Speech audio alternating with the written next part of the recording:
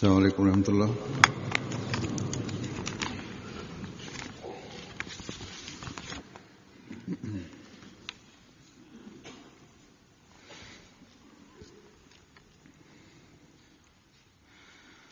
أشهد أن لا إله إلا الله وحده لا شريك له وأشهد أن محمدا عبده ورسوله أما بعد فأعوذ بالله من الشيطان الرجيم بسم الله الرحمن الرحيم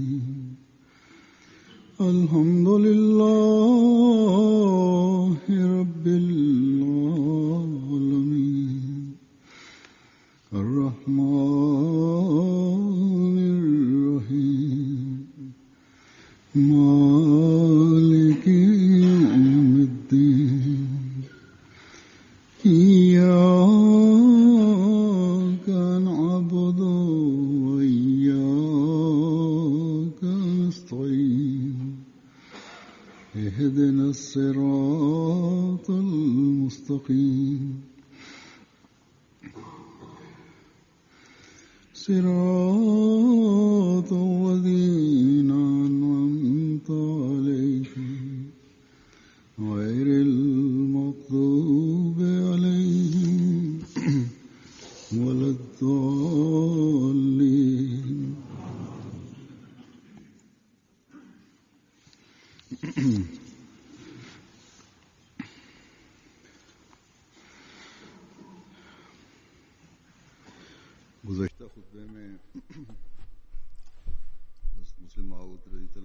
Geçen hutbemde Hz. Müslim Mevud radıyallahu anh'ın hutbeyle alakalı olarak ameli islaha dikkatinizi çekilmiş idi ve Hz. Resulullah sallallahu aleyhi ve sellem'in güzel örneği ve kendi aşığı olan Mesih Maud aleyhissalatü vesselam'ın sireti nasıldı, yolu nasıldı, bu konuda bazı hadiselerden bahsedilmişti. Bunlardan bir tanesi de doğrulukla ilgiliydi. Detaylı olarak beyan edilmişti. Nasıl yüce bir seviyedeydi Hz. Resulullah sallallahu aleyhi ve sellem'in doğruluğu ve Mesih Maud aleyhissalatü vesselam'ın gerçek aşığının doğruluğu ne seviyedeydi. Sonra bu yüksek derecedeki bu siret eshablar dahi bu örneklere tabi olarak bunları hangi yüksek seviye kadar götürdü eshabları doğrulukla ilgili olarak bir örnek olarak beyan etmiştim. Aslında her hayır Yüce Allah'ın emrettiği, yapmamızı emrettiğini yapmak ve her kötülükten Allah-u Teala'nın uzak durmak istediğimiz kötülüklerden uzak durmak, hatta ondan nefret etmek fiili islahın asıl temelidir, asıl köküdür. Biz ancak gerçek Müslüman ancak o zaman olabiliriz. Gerçek Ahmediye cemaatinin üyeleri ancak o zaman olabiliriz. Ne zaman ki hayırlar ve güzel ahlak bizim aramızda olursa o zaman biz gerçek Müslüman olabiliriz ve bu cemaatin üyeleri olabiliriz. Allah-u Teala Hazreti Resulullah bunları yapma emri vermiştir her Müslümana ve kötülüklerden kerahat ederek nefret etmek bu gerçek müminin yaptığı şeylerdir. Gerçek müminin öyle bir şey olur ki hayırları arar ve onları benimser ve kötülüklerden uzak durmaya çalışır. Ancak o zaman orta yol ile kendi muamelelerini halledebilir. Hayır ve kötülük arasında asılı olmaz ve ayrıca yüksek idealarda da bulunmaz. Geçen hutbemde bu zikir edilmişti ki inanç bakımından मसीह मौद अलैहिस्सलाम ने bizim elimizde kuvvetli deliller vardır. Mesih Maud Aleyhisselatü Vesselam İslamiyet'in doğruluğu ve Ahmediye cemaatinin doğruluğu konusunda bize bu deliller vermiştir. Ve bu daima bizim düşmandan daha üstün çıkmamızı sağlar. İnat, kalp katılığı neticesinde birisi kabul etmezse o başka. Ancak her durumda İslamiyet'in muhaliflerinin elinde bunların reddi yoktur. Ve bu sebepten dolayı onlar bizimle tartışmaktan kaçınıyorlar. Eğer Ahmedi kendileriyle tartıştığını biliyorlarsa o zaman kaçınıyorlar. Birçok programlarımızda birçok Hristiyanlar dahi bunu kabul etmişlerdir. Ki cemaat, Ahmediye cemaatinin elinde deliller kuvvetlidir. Aynı şekilde Ahmediye cemaatinin doğruluğunun dahi bizim elimizde birçok delili vardır. Bir tarafta İslamiyet'in doğruluğunu gösteriyoruz yabancılara. Diğer taraftan Müslümanlar, itiraz edenler vardır Müslümanlar arasında. Onların itirazlarının reddi dahi vardır elimizde. Muhalifler eğer inat etmezlerse ve çarpıtarak ve Mesih Maud Aleyhisselatü Vesselam'ın kelamını yanlış bir şekilde ve delillerini yanlış bir şekilde ileri sürmezlerse yahut ona öyle kötü bir şekilde bakmazlarsa o zaman Ahmediye cemaatinin doğruluğunu kabul etmekten başka çareleri yoktur. Fakat bu ulemaların kişisel mefadları vardır. Ve bu mefadlar yani onların kendi istekleri bunları yalan söylemeye teşvik eder. Eğer delil yoksa o zaman Mesih Maud Aleyhisselatü Vesselam'ın aleyhinde kendisini söverler. Kötü kelimeler kullanırlar. जहाँ तक दलाइल का सवाल है हमारा पल्ला हर deliller meselesine gelince biz her bakımdan her İslamiyet'in muhalifi ve Ahmediye cemaatin muhalifine biz ondan daha üstünüz. Aramızdan Mesih Maud Aleyhisselatü Vesselam'ın kitaplarını okuyanlar, okumaya devam ederler. Arada bir okuyanlar ve onu anlamaya çalışanlar onların elinde hiç kimse duramaz. Ve Mesih Maud Aleyhisselatü Vesselam'ın iddiası vardır. Eğer siz benim kitaplarımı okursanız hiç kimse sizin önünüzde duramayacak. Ancak biz bu yöne baktığımız zaman fiili değişiklik Mesih Maud Aleyhisselatü Vesselam bizim aramızda yaratmak istiyor idi. Onun durumu nasıldır? Ona baktığımız zaman o zaman biz üzülüyoruz. O zaman şu soru ortaya çıkıyor. Aramızdan her birimiz toplumun her kötülüğüne mukabil durarak onu yenilgiye uğratmakta mıdır? Aramızdan her birimizin amelini görerek onunla alakalı olan ve onun çevresinde bulunan kendisinden etkilenmekte midir? Yahut biz toplumun etkilerinden etkilenerek kendi talimatımızı ve kendi geleneklerimizi unutmakta mıyız? Aramızdan her birimiz tam çaba sarf ederek ameli olarak kendimizi ıslah ediyor muyuz? Mesih Maud Aleyhisselatü Vesselam'ın verdiği talimatına göre.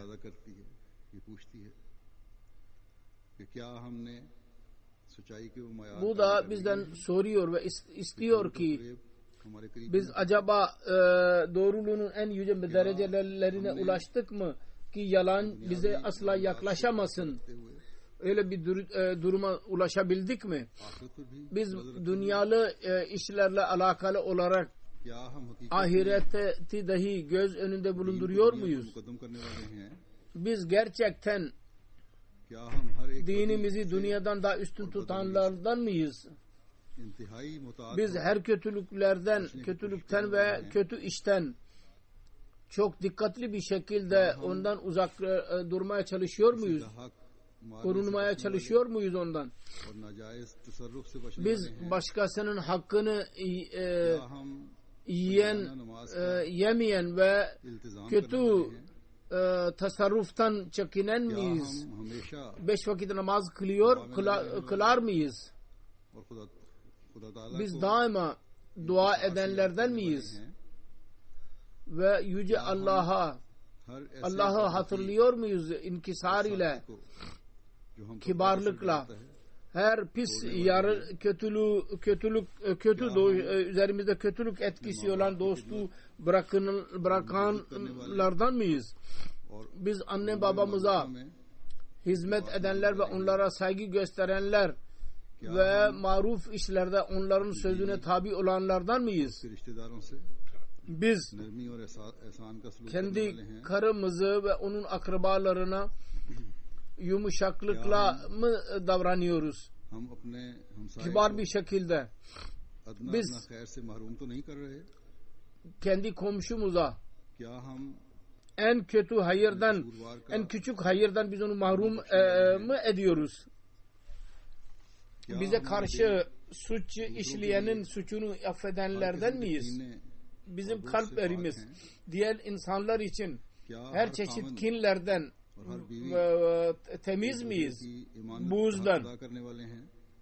Her karı koca birbirinin emanetinin hakkını ederler mi? Biz biyet sözleşmesini gözlerimizin önünde bulundurarak kendi durumumuza göre durumumuzu gözetleyenlerden miyiz? Bizim meclislerimiz diğerler üzerinde tuhmet atmak ve onları çekiştirmekten pak mıdırlar?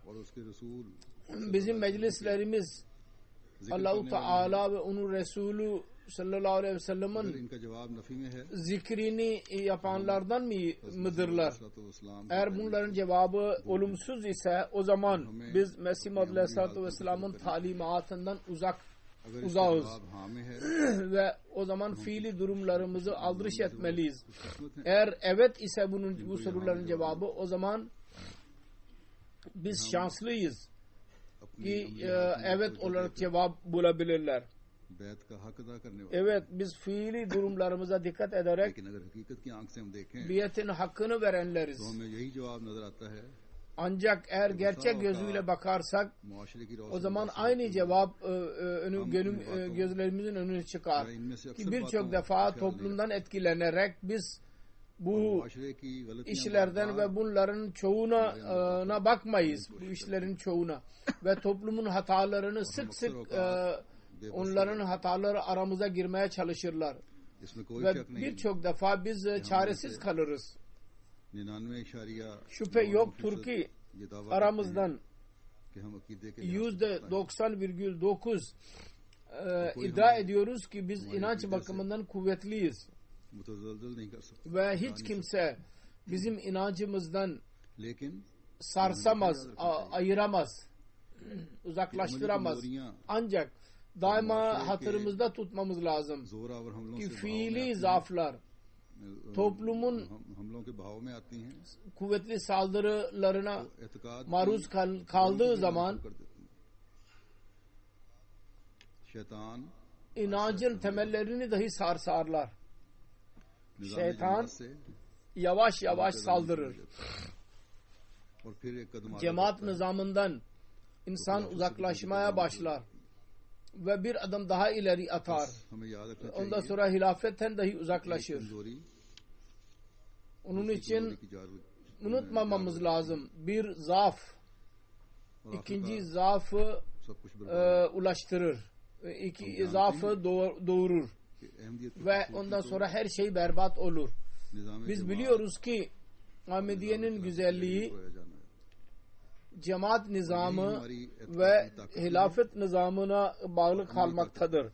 Ve bu bizim inancımızın kuvveti de budur ve ameli kuvvetimiz de budur. Onun için daima zamanın halifeleri tarafından zaaflara dikkati ederek cemaatin dikkati çekilmiştir ki bir Ahmedi çok uzağa gitmeden önce ki artık kendisi için geri dönüş zamanı dahi baki kalmasın, o zaman gelmeden önce istiğfar eleyerek ameli zaaflarımızı gözlerimizin önünde bulunduralım ve zaafları uzaklaştırmaya çalışalım ve Allah-u Teala'nın minnetini hatırlayalım ki bize minnet etmiştir Yüce Allah, onu hatırımızda tutalım. Uzak Doğu, demin yaptığım Uzak Doğu turu esnasında Endonezyalı bazı yabancı düşünürler ve ulemalarla görüştüm.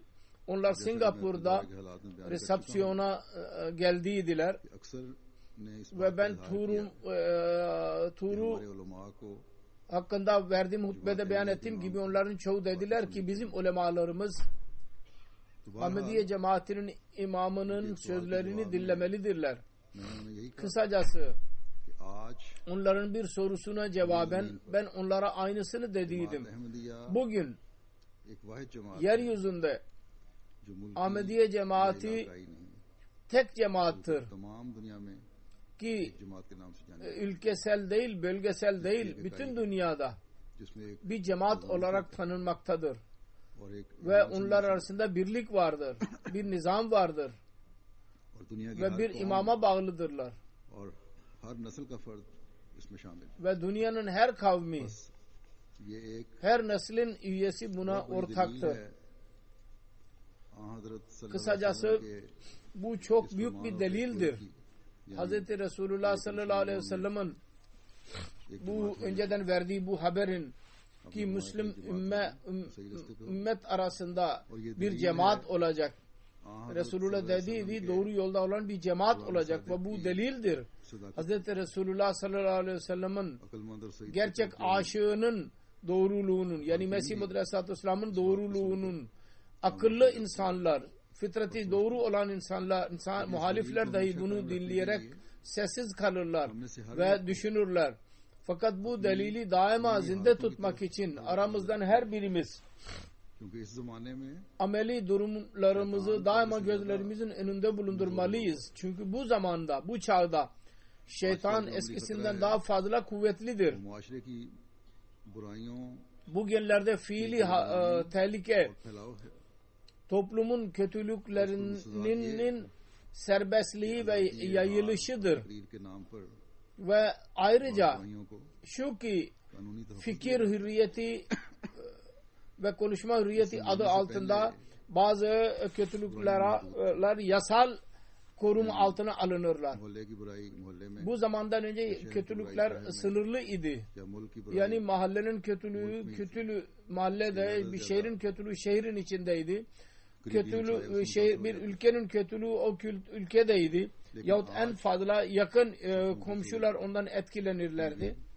Ancak bugün yolcuların kolaylığı, televizyon, internet ve medya her kişisel ve yerel kötülüğü uluslararası haline getirmiştir. İnternet vasıtasıyla binlerce kilometreden alaka kurarak hayasızlıklar yayılırlar.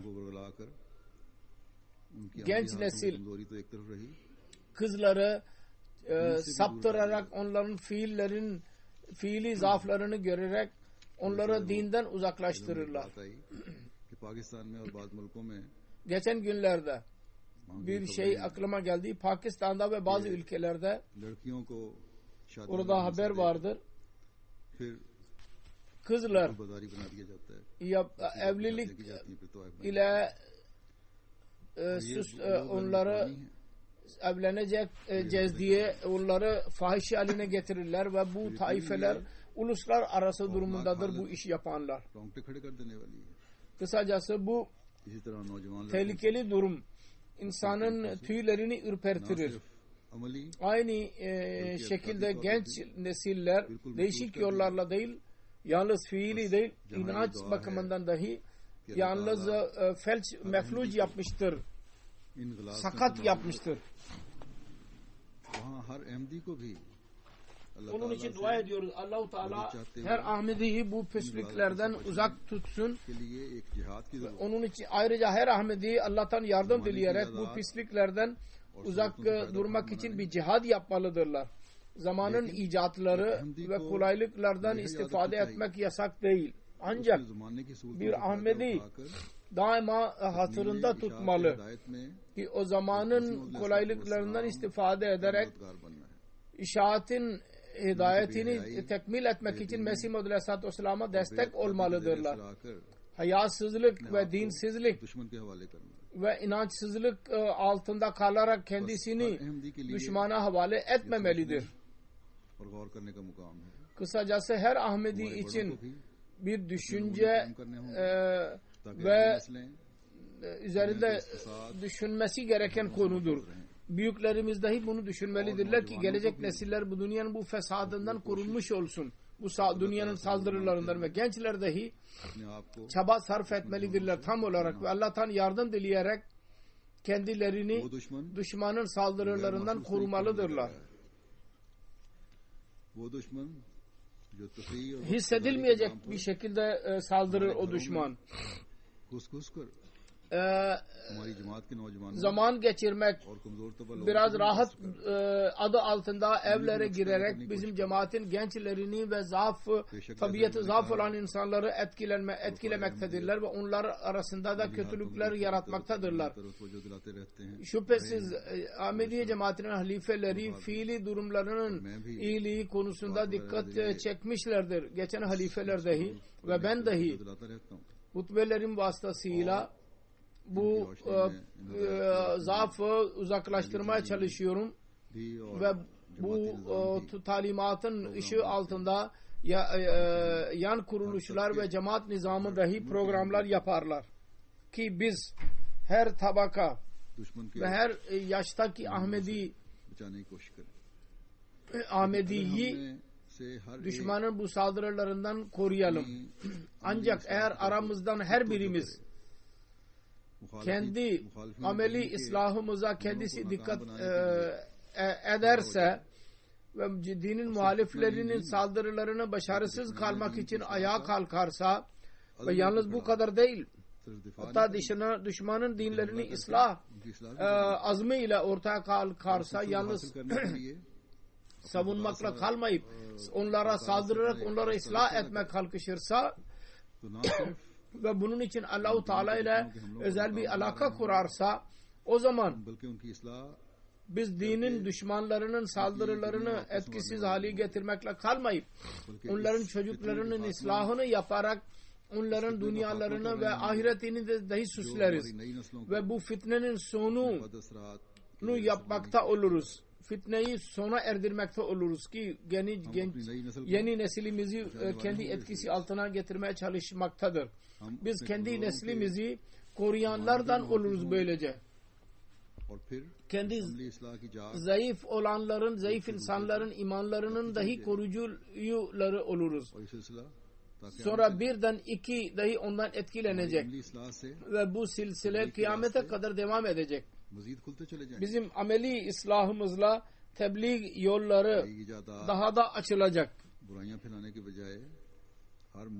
Yeni buluşlar, kötülükleri yaymak yerine her ülke ve her bölgede Yüce Allah-u Teala'nın ismini yaymaya çalışacak. Daima hatırımızda tutmalıyız. Biz gerçeklerden asla göz yumamayız. Dünyanın islahını yapan kavimler, dünyada inkılap yaratmak isteyen kavimler kendi zaaflarını dahi gözlerinin önünde bulundururlar. Eğer gözlerini kapatarak, biz gözlerimizi kapatarak dersek ki her şey iyidir, o zaman bu bizim işlerimizi aksatacaktır bu. Daima gerçekleri gözlerimizin önünde bulundurmalıyız. Biz asla sevinemeyiz ki %50 ıslah edildi. Yahut %bilmem şu kadar ıslah edildi. Eğer biz dünyada inkılap yaratmak istersek o zaman %100 ıslah etmemiz lazım insanları. Şunu dahi söylemek istiyorum. Eğer ameli ıslahta biz %100 başarılı olursak bizim kavgalarımız, bizim birbirlerimiz aleyhindeki açtığımız davalar, zarara uğratmak, mal havesi, başkasına zarara uğratmak, televizyon ve diğer vasıtalarla kötü programları seyretmek, diğer insanlara saygı göstermemek, birisini küçük düşürmeye çalışmak, bütün bu kötülükleri yok olur. Sevgi ve kardeşliğin bir ortamı ortaya çıkar. Bu cemaat arasında da biz bunları görüyoruz. Bazı cemaat içinde de bunları görmek mümkün. Onun için ben bunlardan bahsettim. Kendi sorumluluklarımızın hissi aramızda doğarsa o zaman din hizmetinin yüce gayesini dahi Allah-u Teala'nın lütfu sayarak yapacağız. Benim bu sözümden birisi diyecek ki din hizmetini biz daima Allah-u Teala'nın lütfu olarak yapıyoruz. Fakat %100 görevliler bunun üzerinde %100 buna bağlı değildirler. Öyle durumda benim gözlerimizin önüne çıkıyor ki görevliler arasında da dayanma gücü kalmamıştır. Birisi yüksek bir sesle bir şey söylediyse kendi bencillikleri ve saygınlıkları ortaya çıkar. Birisi eğer yabancı bir hamiyette girerler bazen onlar.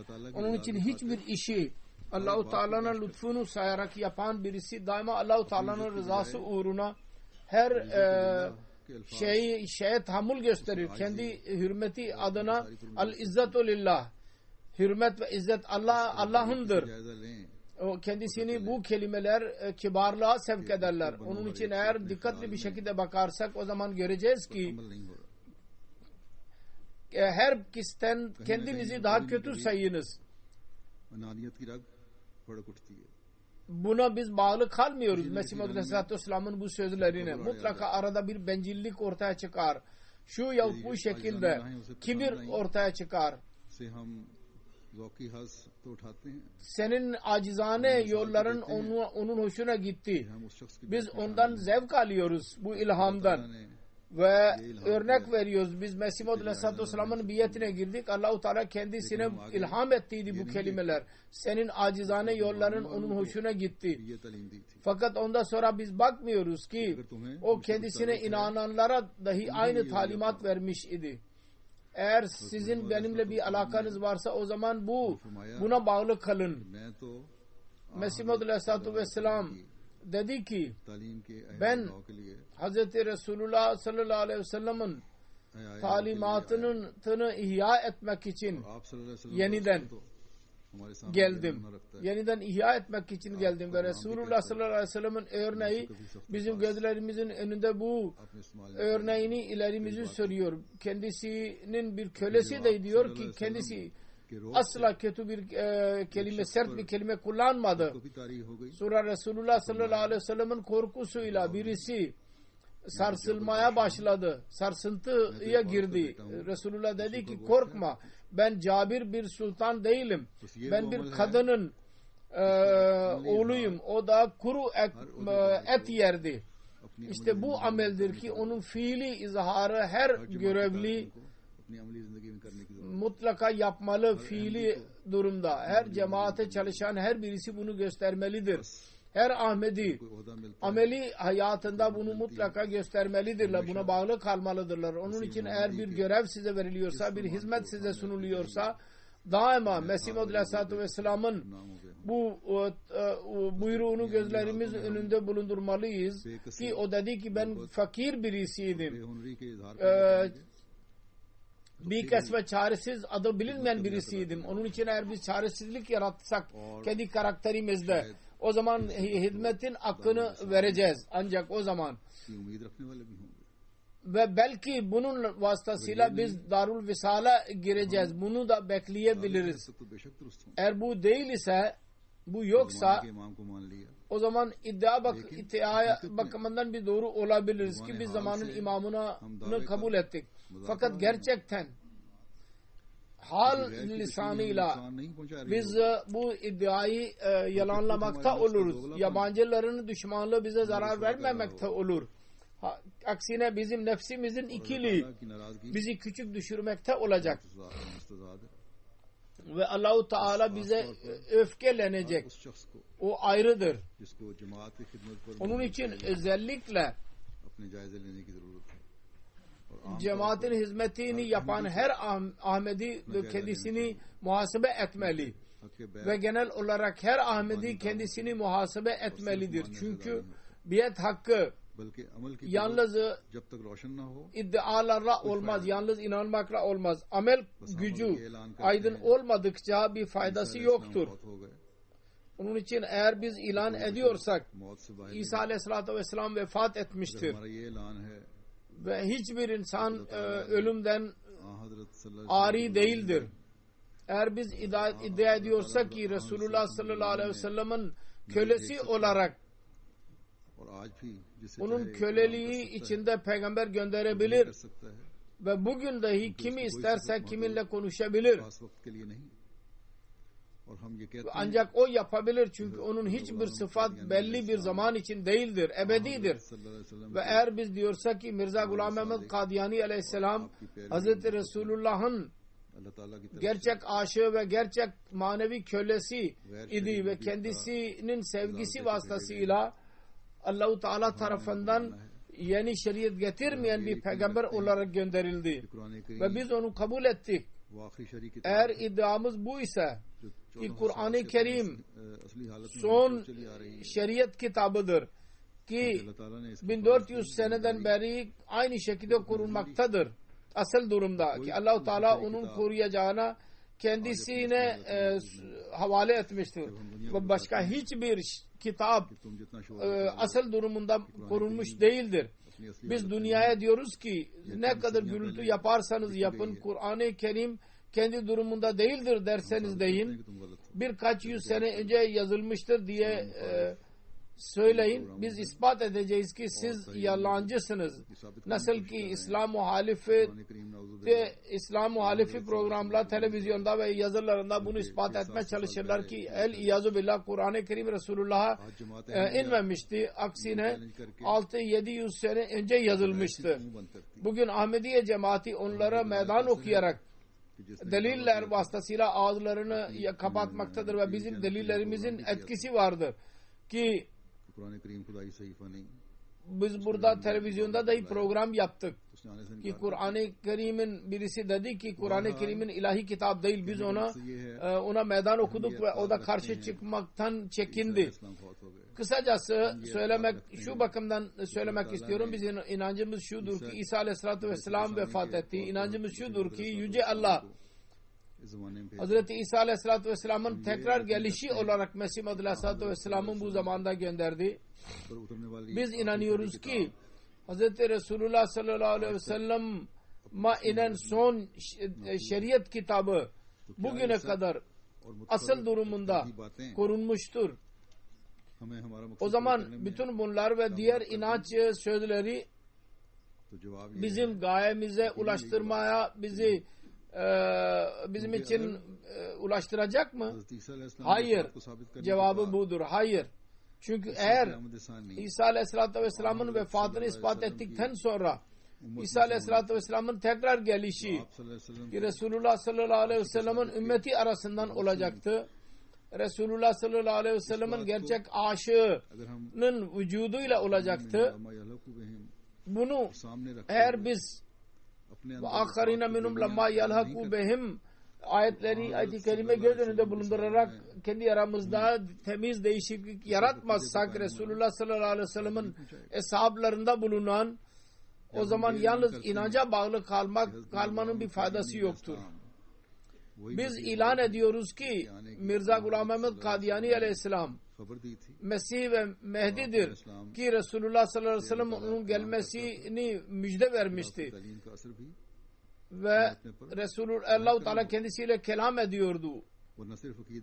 o zaman kendi talimatının etkisini dahi göstermeliyiz üzerimizde. Yoksa inanç kendi zatında faydasızdır, anlamsızdır. Eğer Kur'an-ı Kerim'i bugüne kadar korunmuş sayıyoruz ve oradaki buyruklar ki ameli hayatımız için önemlidir, onlara göre amel etmiyoruz, o zaman Kur'an-ı Kerim'in savunması konusunda yalnız iddiamız bize bir fayda vermeyecektir. Bu iddia etkili olacak ancak ne zaman ki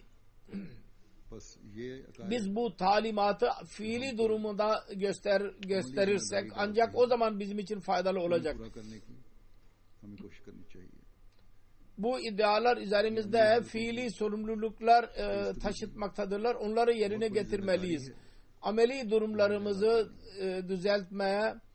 düzeltmek büyük bir sorumluluktur. Biz onu mutlaka yerine getirmeliyiz. Hz. Mesih Maud Aleyhisselatü Vesselam'ın bir yerde der ki, unutmayınız ki yalnız kelimeler insana için faydalı olmaz. Amel olmadıkça yalnız sözler Allah-u Teala'nın yanında bir değer taşımazlar. Sonra dedi ki imanlarınızı muhasebe ediniz. Tartınız imanlarınızı. Amel imanın mücevheridir. Eğer insanın ameli durumu güzel değil ise o zaman iman dahi yoktur. Mümin güzel bir insan olur. Yakışıklı. Nasıl güzel ve yakışıklı bir insan azıcık bir mücevher eğer kullanırsa kendisini daha da güzelleştirir. Aynı şekilde bir imanlı birisinin ameli kendisini çok güzelleştirir. Eğer ameli kötü ise o zaman bir şey yoktur. O zaman bir hiçtir. Eğer insanda gerçek iman olursa o zaman onun amelinde bir güzel bir lezzet olur ve marifet gözü açılmış olur. Öyle namaz kılar ki nasıl namaz kılmanın hakkıdır. Günahlardan bizar olur. Kötü meclisten nefret eder. Ve Allah-u Teala ve Resulünün yüceliğinin ve celalini göstermek için kendi kalbinde bir coşku bulur.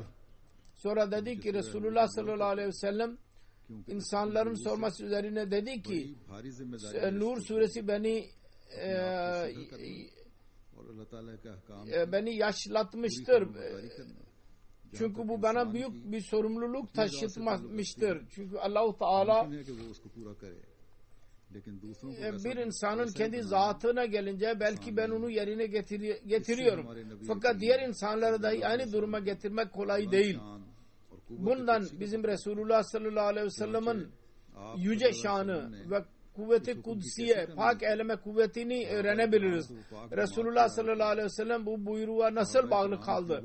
Eshab-ları temiz cemaat, Eshab-ı kiramın öyle temiz bir cemaati oluşturdu ki onlara kuntum hayra ummetin uhricet linnas dendi. Ve radiyallahu anhum ve radu an sesi kendilerine geldi. Kendi hayatında hiçbir münafık Medine'de kalmadı.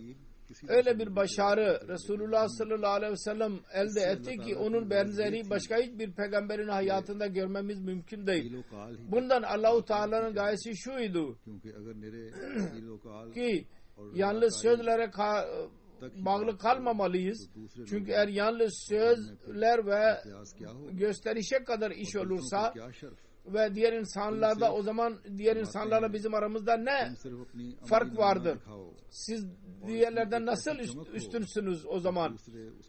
Diyor ki siz yalnız ameli durumunuzu gösteriniz ve öyle bir parlaklık olsun ki herkes onu kabul etsin. Bundan sonra cemaate nasihat etmiştir.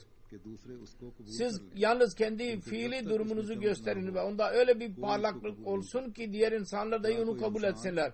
Çünkü bunda bir parlaklık olmasa hiç kimse onu kabul etmeyecek. Hiçbir insan kötü bir şey, çirkin bir şey kabul edebilir mi? Bir elbisede bir leke olursa hiç kimse onu sevmez. Aranızda temizlik olmazsa ve bir parlaklık olmazsa hiç kimse satın almayacak. Herkes güzel şeyi sever. Aynı şekilde sizin ahlakınız yüce olmadıkça hiçbir mertebe ulaşamazsınız. Dua ediyorum Allah-u Teala bize güzel ahlak benimseyenlerden kılsın. Aramızda güzel değişiklik yaratsın ki onun parlaklığı dünyanın insanlarını bize yönlendirsin. Tebliğin yeni yolları dahi açılsın. Ve biz Mesih Muhammed Aleyhisselatü Vesselam'ın geliş gayesini tamamlayanlardan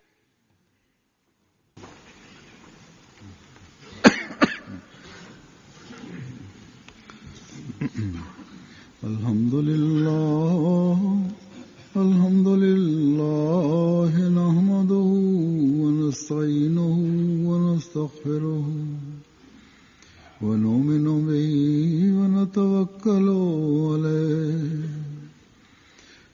ve na'udzu billahi min şururi enfusina ve min seyyiati a'malina. من يهده الله فلا مضل له ومن يضلله فلا هادي له ونشهد أن لا إله إلا الله ونشهد أن محمدا عبده ورسوله. عباد الله رحمكم الله إن الله يأمر بالعدل والإحسان وإيتاء ذي القربى وينهى عن الفحشاء والمنكر والبغي يعظكم لعلكم تذكرون. اذكروا الله يذكركم وادعوه يستجب لكم ولذكر الله أكبر.